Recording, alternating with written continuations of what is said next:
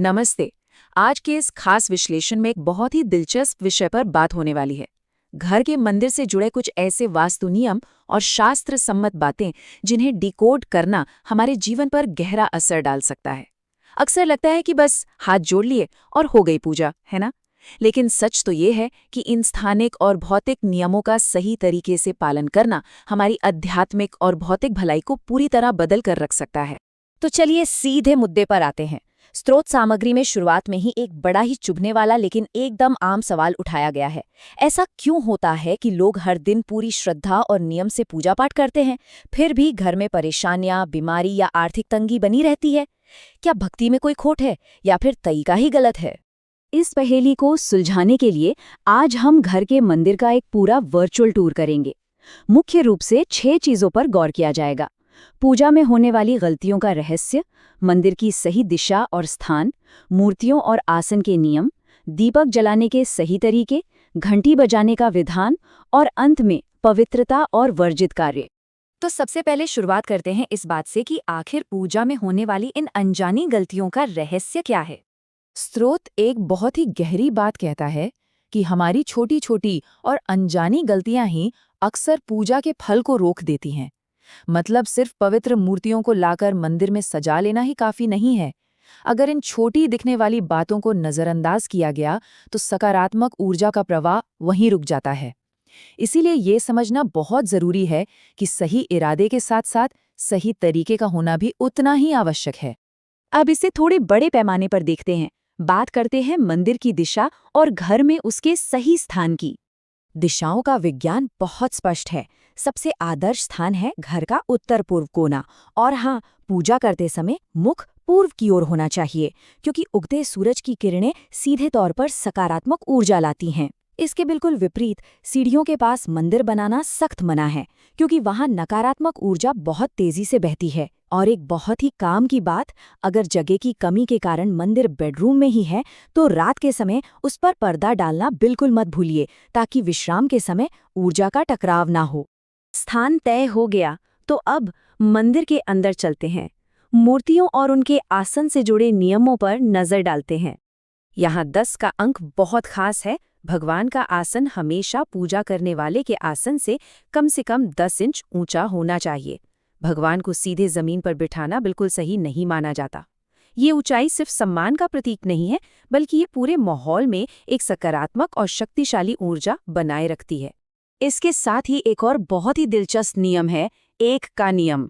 यानी किसी भी एक देवी या देवता की केवल एक ही मूर्ति या तस्वीर मंदिर में होनी चाहिए। अगर एक ही देवता की कई तस्वीरें रखी जाए तो ऐसा माना जाता है कि इससे ऊर्जा का संतुलन बिगड़ जाता है।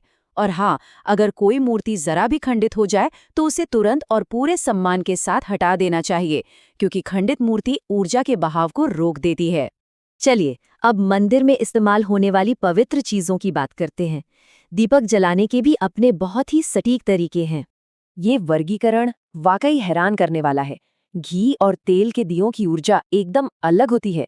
नियमों के मुताबिक घी का दिया हमेशा बाईं ओर रखा जाता है और उसमें रुई की बत्ती का इस्तेमाल होता है। वहीं दूसरी तरफ तेल का दिया हमेशा दाईं ओर रखा जाता है और इसमें लाल रंग की मौली की बत्ती लगाई जाती है।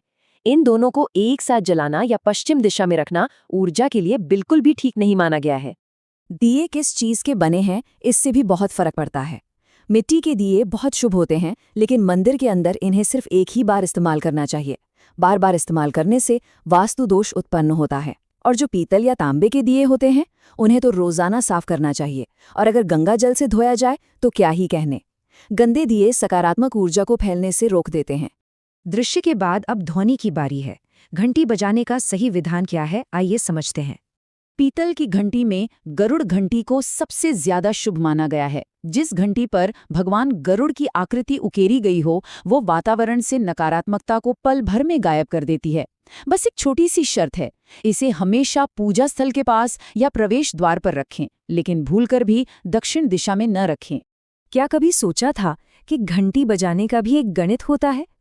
भगवान को भोग लगाते समय ठीक 5 बार घंटी बजानी चाहिए और सुबह की पूजा के दौरान 3 बार। बस लगातार जोर जोर से बजाने की जरूरत नहीं है। एक और दिलचस्प बात, शाम की पूजा के वक्त घंटी बजाना शास्त्रों में उचित नहीं माना गया है। यही नहीं, जब किसी बाहरी मंदिर में दर्शन करने जाते हैं तो वहां की घंटी का भी अपना एक अलग विज्ञान है। यह सिर्फ शोर मचाने के लिए नहीं है। जब मंदिर के द्वार पर पहुंचें तो एक बार घंटी बजाएं।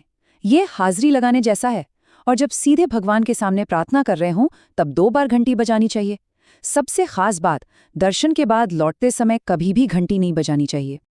अंत में चलिए पवित्रता और उन चीज़ों की बात करते हैं जो पूजा के दौरान बिल्कुल वर्जित हैं। कुछ काम ऐसे हैं जिनसे साफ तौर पर बचना चाहिए, जैसे पूजा करते समय काले कपड़े पहनना। काला रंग मन में भारीपन लाता है। दूसरी चीज, वेदी पर बांसी या सूखे हुए फूल बिल्कुल न छोड़ें, ये नकारात्मकता को बुलावा देते हैं। शिवलिंग को हमेशा एक साफ और शांत जगह पर रखना चाहिए, शोरगुल वाले स्थान पर नहीं। और अगर मंदिर में शंख रखा है तो उसका पानी रोज बदलना जरूरी है, वरना ठहरा हुआ पानी पवित्रता को खत्म कर देता है। तो ये पूरा विश्लेषण हमें एक बहुत ही गहरे और सोचने वाले मोड़ पर लाकर छोड़ देता है। क्या सच्ची भक्ति के लिए इन सभी प्राचीन और सटीक भौतिक नियमों में महारत हासिल करना वाकई जरूरी है, या फिर बस मन का साफ होना और शुद्ध इरादा ही काफी है? कहीं ऐसा तो नहीं कि बाहर के वातावरण को इन नियमों से शुद्ध करके ही हम अपने भीतर की उस असीम शांति और ऊर्जा को जगा सकते हैं जिसकी हमें तलाश है? ये वाकई गहराई से विचार करने वाली बात है।